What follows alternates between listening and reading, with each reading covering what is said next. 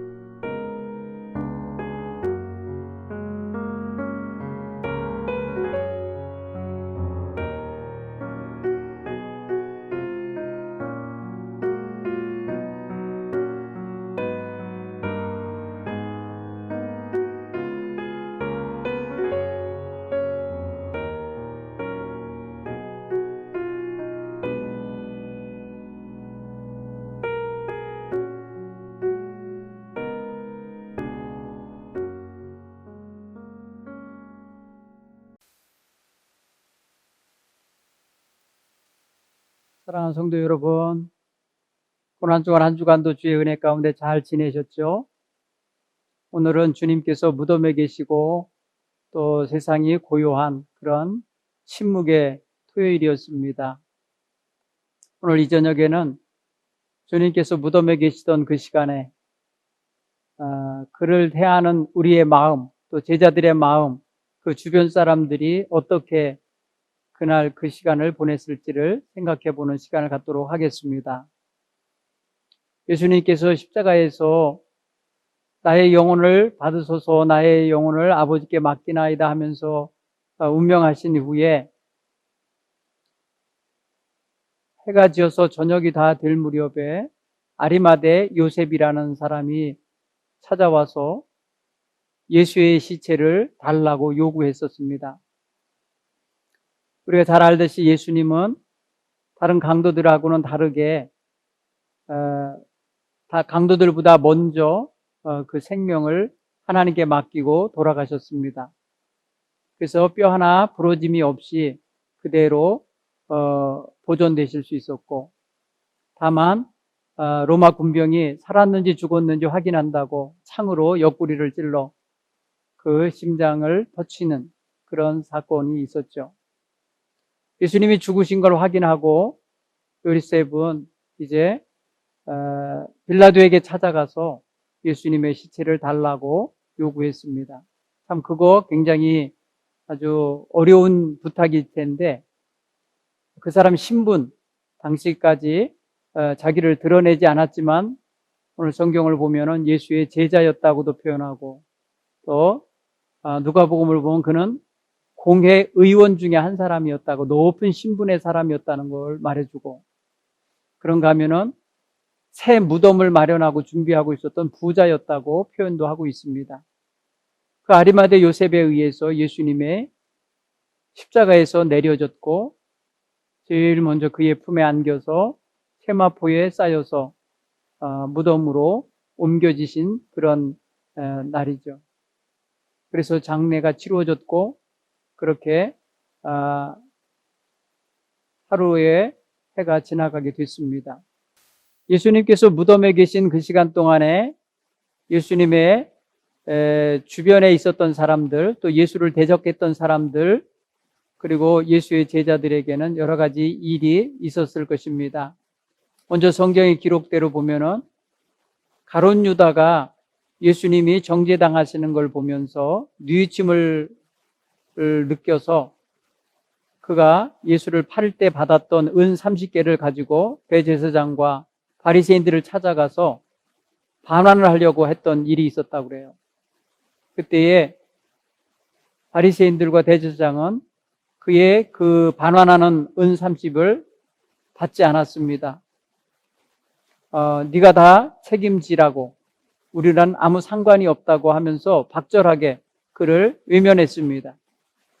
그때 가룟 유다가 성소에 집어 던지고 왔던 그 은 30개가 이제 예수님이 십자가에서 돌아가시고 무덤에 계시는 동안에 처리가 되고 있는 과정을 우리가 상상해 볼 수가 있어요. 대제사장들과 바리새인들이 성소에 와서 가룟 유다가 집어 던지고 간 예수님 팔았던 은 30개를 주워야 되겠죠. 치워야 되겠죠. 그러나 그것을 다시금 성전 근고에 집어넣을 수는 없었어요. 그래서 그들이 그것을 들고 나가서 토기장이의 밭이라는 곳을 샀습니다.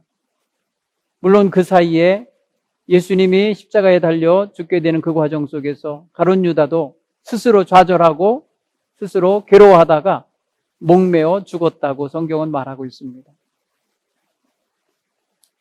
예수님을 팔았던 돈이 예수님의 몸값이었던 그 은 30이 지금 토기장의 밭을 사는 구매하는 데 쓴 구매 자금이 됐습니다. 그래서 나그네로 예루살렘에 왔다가 죽은 사람들을 위한, 나그네와 이방인들을 위한 무덤을 만드는 밭을 하나 샀다는 것이죠. 예수님은 피값으로는 우리의 모든 사람의 죄를 사하여 주셨고 그의 몸값을 가지고는 또 이렇게 나그네들을 위한 무덤을 마련하도록 그런 토기장의 밭을 사는 결과가 있었어요. 예수님이 무덤에 계시는 동안에 예수님과 관련된 그 은 30개가 그렇게 거래되고 쓰여지고 있었다는 것을 우리는 알 수 있어요. 우리는 예수님께서 십자가에 달려 돌아가시기 전에 가룟 유다에 의하여 배신을 당하고 팔림을 당하는 과정을 다 알고 계시면서도 그것에 대하여 책망하시거나 그것에 대하여 거부하시고 벗어나려고 애쓰시지 않으시고 그대로 따르셨던 것을 알 수 있죠. 그 이후에 예수님의 그 흔적이 그렇게 이제 나그네들과 이방인들의 무덤을 위한 밭으로 이제 바뀌어져 있고, 그리고 예수님은 그동안 자기를 예수의 제자라고 드러내지 못하고 있었던 아리마대 요셉에 의하여 준비된 새 무덤에 잠시 머물러 계시게 된 것입니다. 그 시간에 예수님의 장례를 지켜봤던 여인들은 예수님의 장례를 위해서 안식일이 지난 후에 마무리하고자 향품과 향유를 준비하고 있었고요. 예수님의 12제자는 그때 어디론가 흩어져서 숨어 있었습니다. 이제 예수님이 죽으셨기 때문에 모든 게 끝났다고 여기며 절망하고 있었고 자기들을 감추고 숨기는 일에 급급하고 있었을 것입니다. 그러나 오히려 그동안 숨겨 있었던, 자기를 숨기고 있었던, 제자임을 밝히고 있지 않았던 유대의 관원이요 공의의 의원이었던 아리마대 요셉 같은 사람은 빌라도에게 가서 예수의 시체를 달라 하고 그리고 자기의 무덤에다가 예수님을 장례하는 그런 어떤 공개적이고 드러난 일을 행하는 것을 보게 됩니다. 너무나도 대조적인 모습이죠. 오늘 우리가 예수님을 믿고 따르고 또 섬긴다 할 때에 자기 이름도 내고 얼굴도 내고 밝히 드러내기 자신감 있게 하던 때가 있는가 하면은 어느 순간인가 부끄러워하고 두려워하고 자기를 숨기려 하는 이러한 태도를 가질 수도 있게 되는 거죠.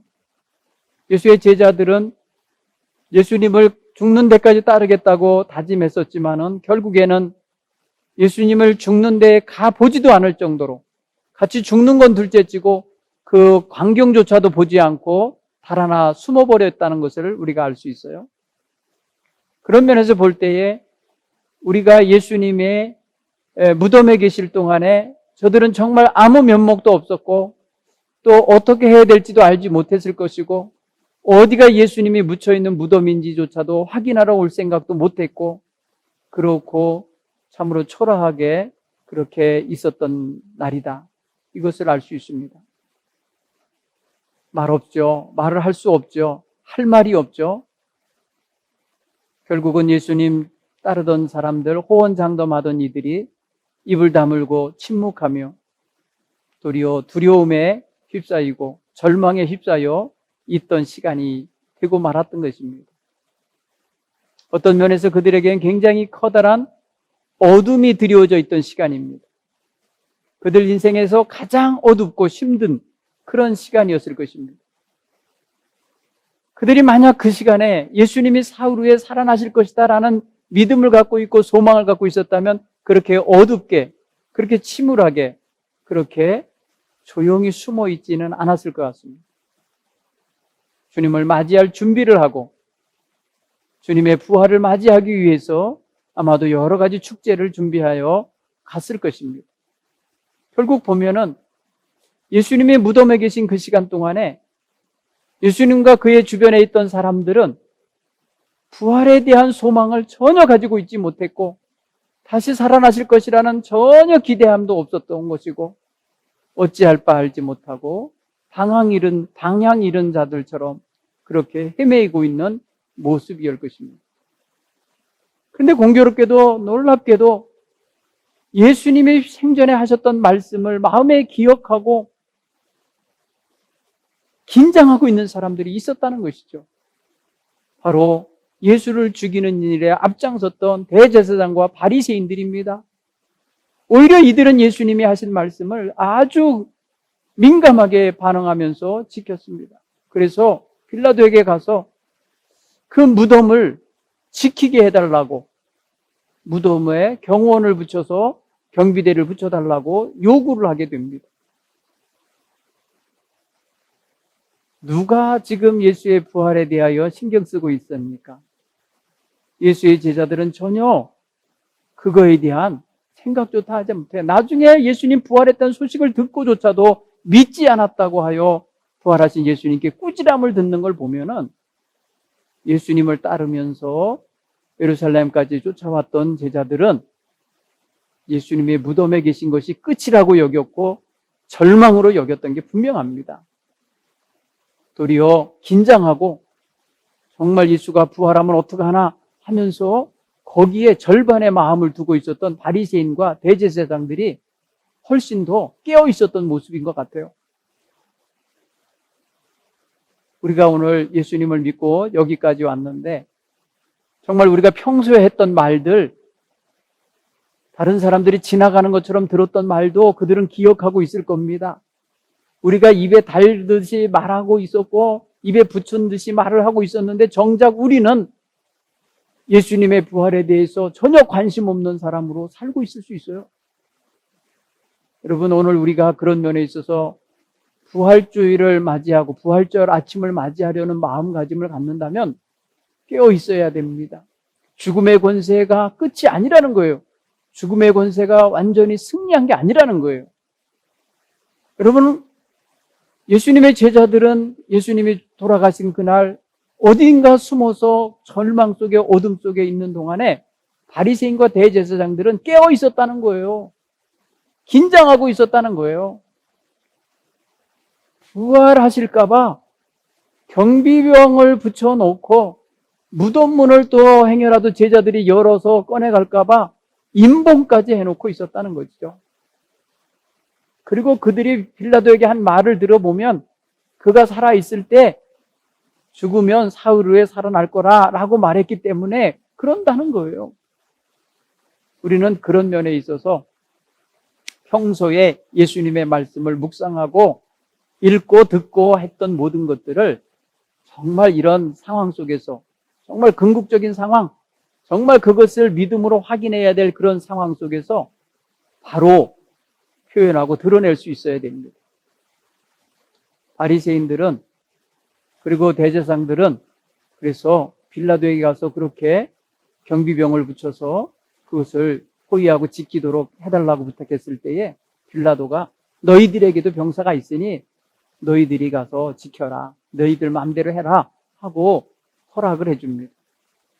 그래서 바리새인들, 대제사장 그 무리들은 성전 경비대원들을 아마 배치한 것 같아요.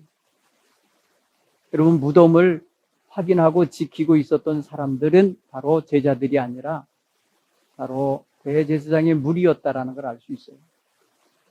예수님이 무덤에 계시는 그 시간 동안에 우리가 우리 자신의 마음의 문을 완전히 닫아버리고 믿음의 문을 다 그냥 폐쇄해버리고 그러고 있어서는 아니 되는 게 오늘 우리의 자세입니다. 우리는 깨어 있어야 합니다. 사실 주님을 기다리고 사모함으로 소망함으로 우리는 이 밤을 보내야 되는 것입니다. 나를 억어하고 나를 힘들게 하는 죽음 권세, 세상 죄악 권세가 산산이 부서지고 깨지고 새 생명의 빛이 비춰질 그 부활의 아침을 맞이할 자세로 깨어 있어야 되는 것입니다.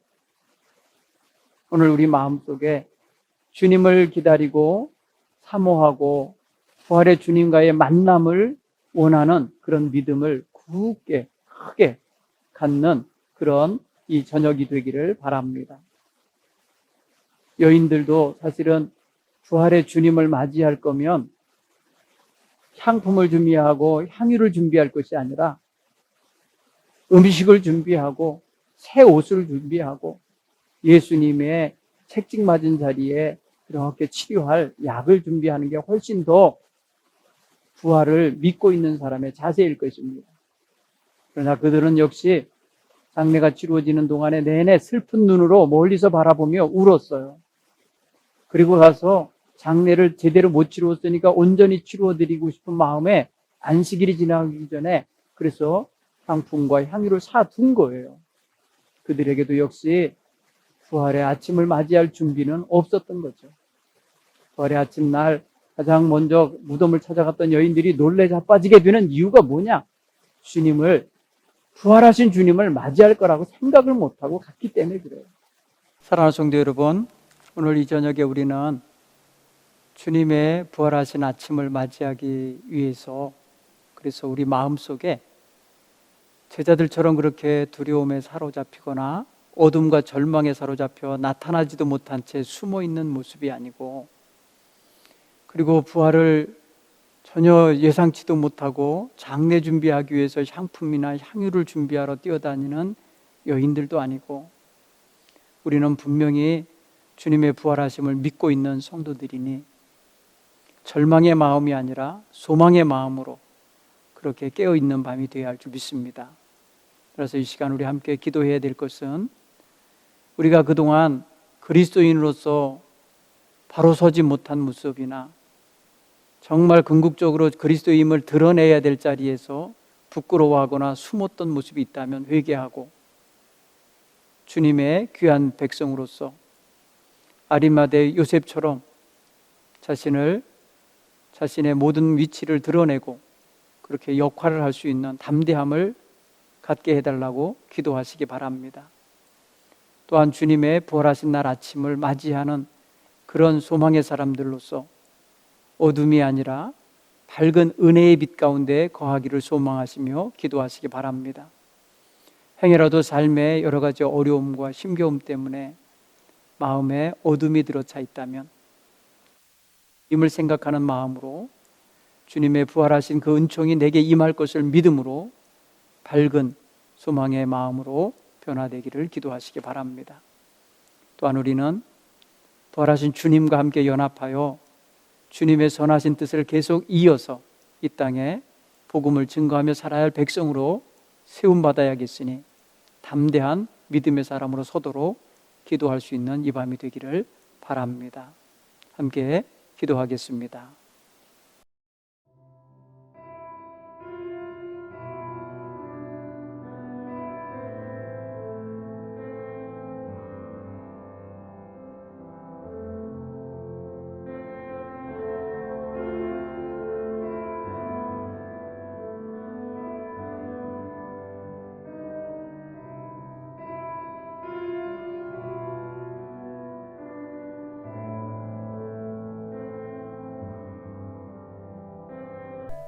예수님의 몸값으로 주었던 은 30개로 토기장에 밭을 사서 이방인과 나그네를 위한 무덤을 삼도록 만들었습니다.